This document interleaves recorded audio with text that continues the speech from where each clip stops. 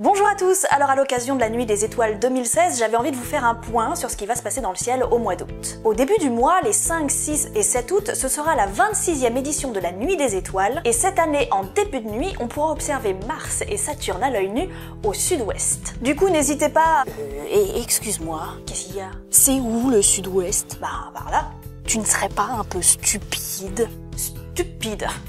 Eh ben, c'est charmant. Tout le monde ne sait pas où se trouve le sud-ouest. Oh, oui, désolé.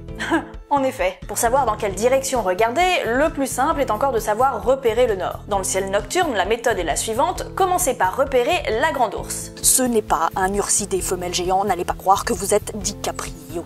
Effectivement, il s'agit d'une constellation en forme de casserole. Une fois que vous avez la grande ourse, intéressez-vous au côté opposé au manche, celui-là. Il vous suffit de tirer un trait dans la direction de la vapeur qui s'échapperait de la casserole, et la première étoile sur laquelle vous allez tomber le long de ce trait sera l'étoile polaire. Et l'étoile polaire indique toujours le nord. À toute heure de la nuit, où que vous soyez. Dans l'hémisphère nord. Oui, dans l'hémisphère nord. Une fois que vous êtes face à l'étoile polaire, vous êtes face au nord. Donc l'est est à votre droite, vous avez le sud dans le dos, et l'ouest est à votre gauche. Donc le sud-ouest, là où se trouveront Mars et Saturne en début de nuit au mois d'août, ça sera entre votre dos et votre bras gauche. C'est dans la direction de votre fesse gauche, quoi. Si vous êtes face à l'étoile polaire, hein. La fesse gauche. Oui, ben quoi? T'as mieux comme moyen de repérer le sud-ouest, peut-être? Ah oui, absolument, tout à fait. Vous pouvez aussi utiliser l'application Boussole de votre téléphone. Mais si vous voulez pécho au bord de la plage la personne du sexe de votre choix, ce sera plus efficace de lui apprendre comment se repérer grâce aux étoiles. Toi, tu ne perds jamais le nord, c'est sûr. Et protégez-vous. À l'occasion de la Nuit des Étoiles, des manifestations gratuites et ouvertes à tous sont organisées partout en France. Bien sûr, je vous mets le lien dans la description si vous voulez des informations sur celles qui se trouvent à côté de chez vous. Et les planétariums proposent des séances gratuites, donc si vous ne connaissez pas, c'est l'occasion de découvrir. L'édition de cette année a deux particularités. La première, c'est qu'elle est dédiée à André Braic, grand astrophysicien français qui nous a quittés le 15 mai dernier. Il faisait partie de l'équipe de Cassini, la sonde qui tourne autour de Saturne, qu'on pourra donc voir en début de nuit, mais il restera célèbre pour avoir découvert les arcs de Neptune, qu'il a baptisé Liberté, Égalité, Fraternité. Sa collaboratrice Cécile Ferrari en a d'ailleurs découvert un quatrième qu'ils ont baptisé Courage. Et ça fait tristement écho à l'actualité de cette année. André Braic est aussi connu en France pour son travail de vulgarisation, et je vous conseille son dernier livre qui a reçu le prix Ciel et Espace du meilleur livre d'astronomie de l'année, qui s'appelle Terre d'ailleurs, à la recherche de la vie dans l'univers. Et justement, la deuxième particularité de cette Nuit des Étoiles 2016, c'est qu'elle aura pour thème Au fil de l'eau à la recherche de la vie. Ce fil conducteur permettra bien sûr de parler des missions en cours. Il fait dodo, filet.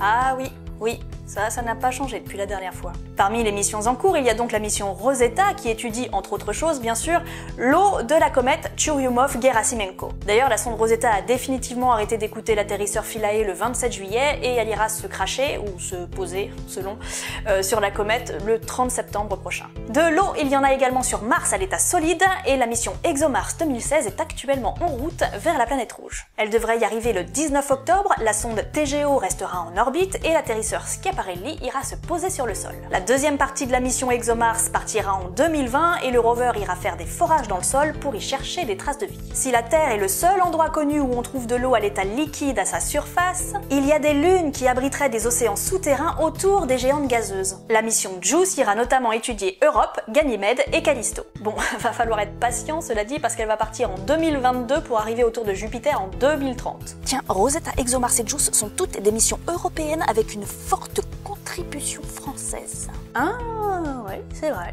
Il y a aussi la sonde américaine Juno qui s'est mise en orbite autour de Jupiter le 4 juillet dernier et dont une des missions sera de découvrir quelle quantité d'eau se cache dans l'atmosphère de Jupiter. Et voilà pour ce rapide tour d'horizon de la thématique de l'eau dans le système solaire. En plus de la Nuit des Étoiles, ce mois-ci, il y aura le 26e Festival d'astronomie de Florence qui se tiendra du 6 au 12 août avec une programmation proprement hallucinante. Et je vous mets le site dans la description sous la vidéo.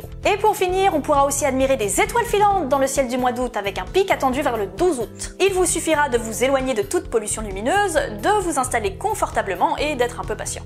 Et en attendant les étoiles filantes, vous pourrez voir des satellites passer. Parmi tous les satellites qui orbitent notre planète et qu'on peut voir à l'œil nu, il y en a un qui est habité par 5 hommes et une femme en ce moment, c'est bien sûr la Station Spatiale Internationale, qui se trouve à 400 km d'altitude. Alors il y a des tas d'applications qui vous donneront les horaires de passage exacts, et vous verrez c'est un gros point lumineux qui traverse le ciel en quelques minutes. On dirait pas comme ça, hein, mais elle se déplace à 28 000 km/h. Pour les applications justement, je vous en conseille deux. ISS Spotter pour l'ISS, c'est une application iPhone, mais vous trouverez le même genre d'application pour les autres téléphones. Et Starwalk qui vous permettra de savoir ce que vous regardez si vous observez le ciel et que vous n'y connaissez rien. Et vous pouvez écouter Christophe Galfard du lundi au vendredi à 8h55 sur France Inter dans sa chronique L'univers à portée de main. Prenez soin de vous, prenez soin de notre planète et amusez-vous bien à rester le nez en l'air à ne rien faire. Hey Matt, tu savais que cette année la Nuit des Étoiles c'était pas soutenu par le ministère de la Recherche? Je te jure, la première fois depuis 26 ans. Ah bah non, mais heureusement qu'il y a le CNES, le CNRS, le CEA et puis Airbus Defence and Space qui sont là, hein. Bah, la conséquence c'est que ça sera sûrement la dernière édition, du coup. Ah, je sais pas, mais il y a un risque en tout cas. C'est honteux, c'est absolument honteux. Je sens que tu juges, Emmett. Je sens. Ouais, bon, en même temps, t'as raison. Hein. Et Wi-Fi, il en pense quoi d'ailleurs?